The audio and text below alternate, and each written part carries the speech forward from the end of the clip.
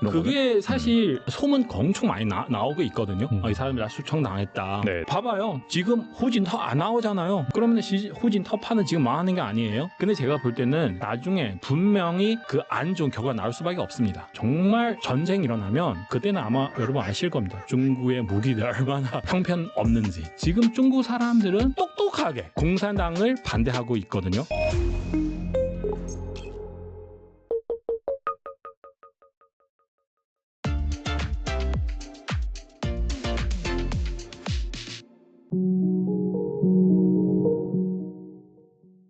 박수왕님 모셨습니다. 안녕하세요. 박수왕님 모시고 또 네. 중국의 주요 이슈 최근에 또 열병식이 있었지 않습니까? 네네네. 아무튼간에 뭐 겉으로 보기에는 뭐 시진핑 체제의 뭐 네. 견고함 그런 네. 것들을 보여주려고 애쓴 것 같은데 근데 그 네네. 이면에는 잘 들여다 보면은 약간 균열 조짐도 보인다라고 하더라고요. 그래서 그 그렇죠. 중심으로 한번 여쭤보겠는데 첫 번째 드리고 싶은 그런 부분 같은 경우에는 열병식 총지휘 체계인데 원래대로라면은 중앙정구 사령관이 왕창이 맡아야 하지만은 네. 왕창이 아니라 공군 사령관 일을 대신했다라고 네네. 하더라고요. 이건 좀 어떻게 볼 수가 있을까요? 네, 일단은 그 베이다이허 미팅 끝나고 나서 그 시진핑 여러 차례 나왔어요. 예를 들면 뭐 천지에 일어나는 그 상하이 그 조지 기구 그런 미팅 있었고 그리고 또 열병식 있었잖아요. 사실 지금 많은 사람들은 이렇게 생각하고 있고요. 아 시진핑이 이 파워 장난은 아니네요. 이렇게 생각하는 사람 꽤 많더라고요. 왜냐면 열병식이 워낙 화려하고 했었으니까. 그죠. 네. 그래서 저도 사실 옆에 봤을 때, 아, 시진핑 이게 파워는 어떻게 되는지 또 다시 한번 생각해야 될 것 같다. 저도 그렇게 생각하고 있거든요. 근데 또 중간에 시진핑 파워 약하게 되는 그 시그널도 계속 나타나고 있고요. 금방 말씀하셨던 그 열병식 있잖아요. 네. 이 총지휘관 그 역할을 그 일반적으로 그 중앙 전국, 또 중부 전국이라고 하는데 그 사령관, 지금 왕창이라고 하는 사람 해야 되는데, 해야 돼요. 네. 근데 그 사람 하지 않고요. 누구 하냐면 그 중앙 전국 밑에서 해군, 그러니까 공군도 있어요. 그 공군 사령관 한성연이라고 하는 사람을 했어요. 이게 아무리 봐도 너무 이상한 거고요. 왜냐하면 시진핑 어디에 가면 어떤 활동 참석하면 누구 따라가는지 그게 엄청 중요한 일이죠. 시진핑 떠나서 일반 사람도 그러잖아요. 제가 어떤 회사 갔는데 그 회사 사장 나와서 저를 뭐 이랑 얘기를 하고 저 데리고도 회사를 구경하는 거이랑 아니면 제가 회사 가는데 회사 밑에 직원 한 분 나와가지고 저랑 얘기하는 거 워낙 그 차이는 완전 다르죠. 차이 나죠. 네. 근데 시진핑은 이번에 그 열병 해야 됐잖아요. 중앙 전구 사령관 나와야 되는데 근데 안 나왔어요.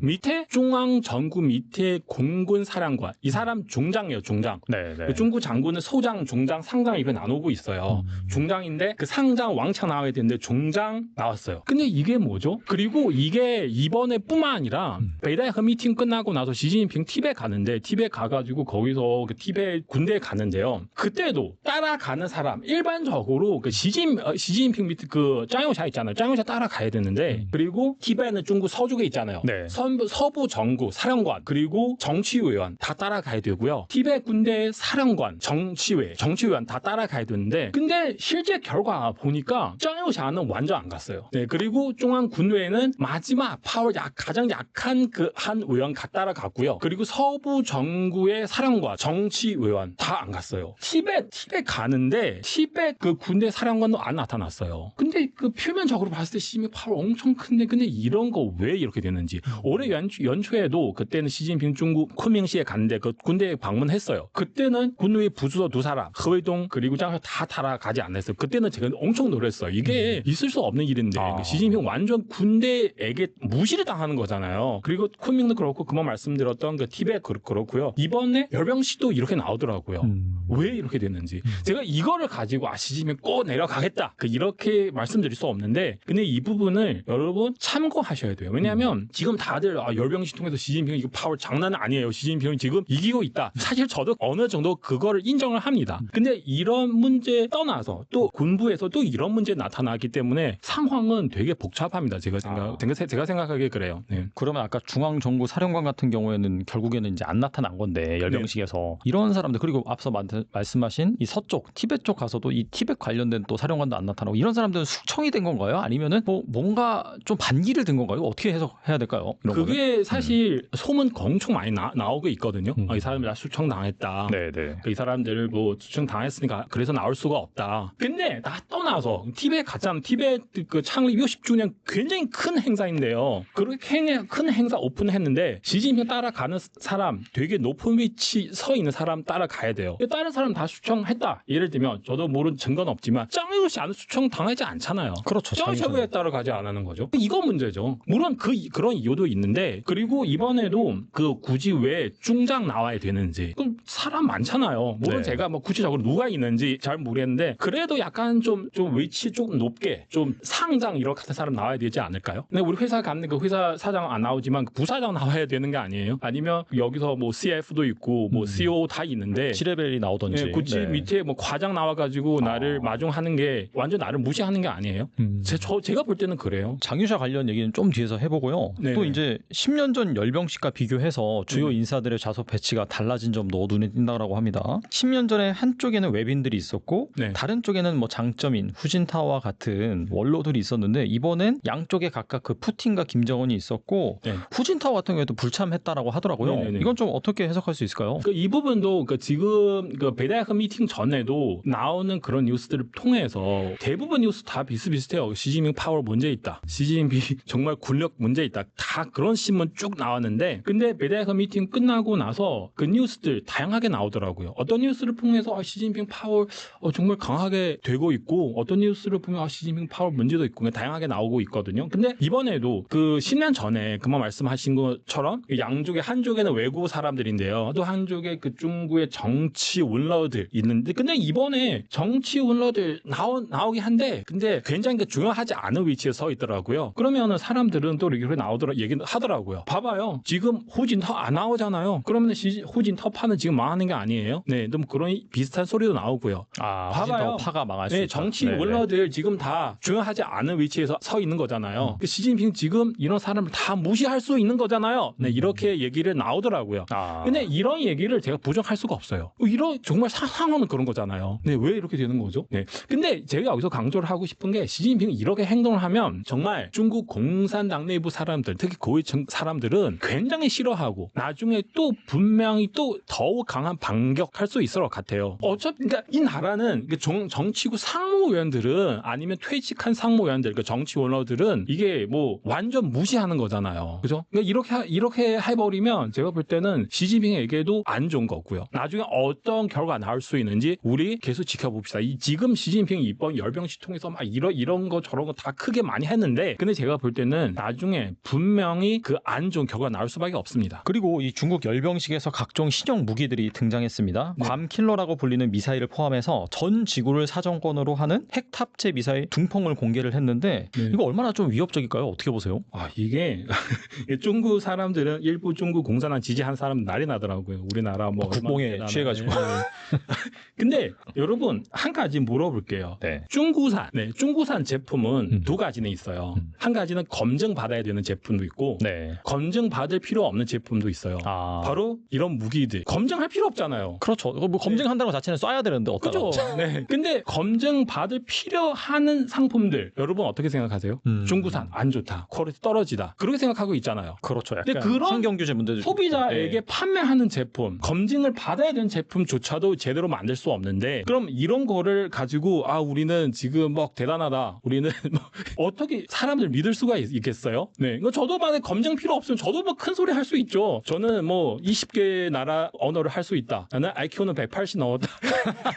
검증 받을 필요 없으면 저도 그렇게 큰 소리 할 수 있죠. 근데 중국 군대는 이 무기들은 그러니까 시진핑 왜 군대를 이렇게 수청하는 이유 중에 하나 제가 볼 때 그래요. 대만을 지금 통일하려고 하는데 근데 일단은 대만 통일하려면 무기들, 장비들 검사를 해야 되잖아요. 어떻게 문제 있는지. 검사를 해봤더니 그 문제가 엄청 많거든요. 뉴스 나오잖아요. 그 미사일 안에서 열려 있는데 그 다 물이에요. 맞아요. 네. 그래서 물론 이런 거들은 뭐 동영상 통해서 나올 수 있죠. 근데 제가 볼 때는 그 중에서 부패 문제도 엄청 많아가지고 과연 그게 좋게 만들 수가 있는지. 다들 그 중국 축구 있잖아. 중국 남자 축구팀 있잖아. 중국 남자 축구팀 진짜 못한다. 그러니까 중국 사람들은 막 화나고 뭐 열받고 하는데 일부 사람들은 지금 나와서 얘기를 하더라고요. 중국 축구팀 그나마 잘하더라. 하는 거. 왜냐하면 계속 생방송해야 되잖아요. 네. 계속 검증받아야 되잖아요. 만약에 중국 무기들 해마다 나가서 다른 나라랑 이쪽은 좀 싸우거나 아니면 검증 받으면 어떻게 나올 수 있는지 다들 일부 사람들은 그렇게 얘기하더라고요. 아마도 중국 축구 남자 축구보다 못한 것 같은데. 근데 지금 우크라이나랑 그리고 러시아 싸우는 것도 보셨잖아요. 그 전에는 저도 포함해서 우크라이나는 한 달 정도 버틸 수 있을까요?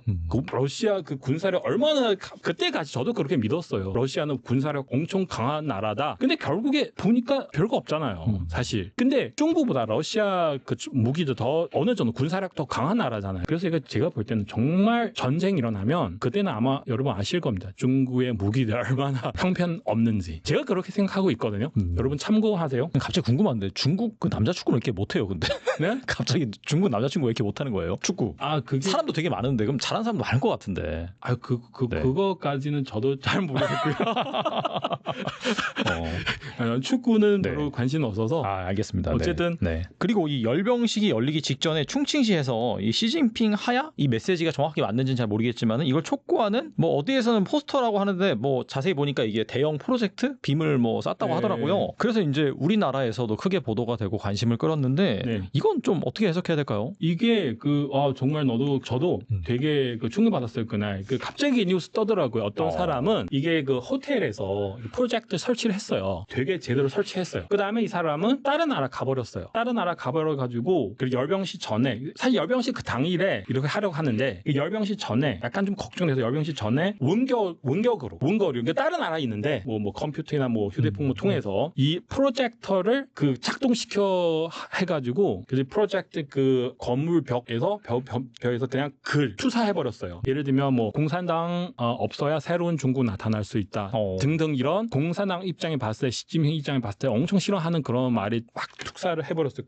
엄청 오랫동안. 왜냐면 경찰들을 찾아봐야 되잖아. 이게 왜 투사를 하는 그 프로젝트 어디에 있는지 거의 50분 정도 그 사람들을 많이 봤어요. 그러면 이거를 통해서 지금 우리 알 수 있는 게 첫 번째, 지금 많은 서민들은 되게 불만이 많죠. 너무 불만이 많아가지고. 그리고 두 번째 제가 꼭 강조를 하고 싶은 게 뭐냐면 지금 중국 사람들은 똑똑하게 공산당을 반대하고 있거든요. 똑똑하게요? 예, 왜냐면 이 사람은 네. 이미 설치 다 하고 나서 다른 나라 가버렸어요. 하긴 그 설치하고 거기 있어서 잡히면 큰일 나니까. 그렇죠. 다른 나라 가버렸고 그리고 이게 원격으로 이 장치를 제어하니까 그 사람도 아무 안전 문제 없고 또 그걸 크게 해버렸잖아요. 그래서 이번 일 통해서 많은 사람들은 우리 지금 AI도 있고 로봇 있고 트럭도 있고 되게 다양한 그 기술 있잖아요. 우리 어떻게 이런 거를 활용해가지고 우리는 안전하게 또 공산당을 크게 반격할 수 있는 방법을 어떻게 해야 되는지 사람들이 이거를 지금 생각하고 있거든요. 아마도 나중에 이런 비슷한 상황 자주 나타나야 되지 않을까요? 또 예를 들면 지금 중국에서 이런 말이 있어요. 그 화장실 혁명. 화장실 혁명이요? 그러니까 이게 화장실 깨끗하게 유지하는 게 아니고요. 네.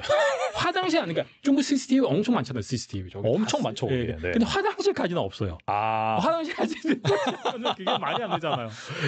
근데 거기서 그 수성판 같은 거 글 쓰는 거죠. 뭐 중국 예를 들면 중국 공산당 나쁘다. 뭐 중국 공산당 내려가라, 시진핑 내려가라, 막 이런 말. 근데 작성하고 나서 누구 쓰는지도 모르잖아요, 사실. 그렇죠, 사실. 네. 근데 그래서 이런 일을 많이 하게 되면 예를 들면 뭐 중국 공산당 이런 거를 막으려면 무지하게 많은 돈을 투자해야 돼요. 예를 들면 화장실 어떻게 조치해야 되는가. 그때 중국 공산당 20번 당대표 회의 전에 어떤 사람이 베이징 어떤 다리 위에서 그 현수막 걸었어요. 시진핑 싫어하는 현수막 걸었어요. 그 뒤에는 중국 어떤 직업 생겼는데 다리를 지키는 사람. 그러니까 물론 다는 아니에요. 그러니까 일부 다리 지키는 사람, 특히 뭐 어떤 특별한 날. 네. 근데 다리는 많잖아요. 엄청 많겠죠, 중국. 근데 엄청 크니까. 그런 다리를 지키려면 돈을 무지하게 많이 사용해야 되죠. 그래서 이번에도 이런 상황 나타나면 그 프로젝트 이게 또 어떻게 조치를 해야 되는데 그래서 공산당을 돈을 무지하게 많이 투자를 해야 되기 때문에 그런데 지금 공산당 문제는 뭐냐면 돈은 없어요. 재정 문제는 너무 심각하니까. 그래서 중국 사람들은 머리를 사용해서 이거를 이렇게 만들고 나서 예를 들면 이 사람이 예를 들어서 한국 돈을 100만 원 사용했어요. 근데 중국 공산당이 이것을 막으려면은 아마도 무지하게 우리 상상할 수 없는 그만큼 돈을 다 여기에 투입을 해야 되는데 근데 다들 이렇게 비슷하게 행동하면 중국 공산당 감당할 수가 없어요. 재정 망하면은 결국에 공산당은 망하는 거죠.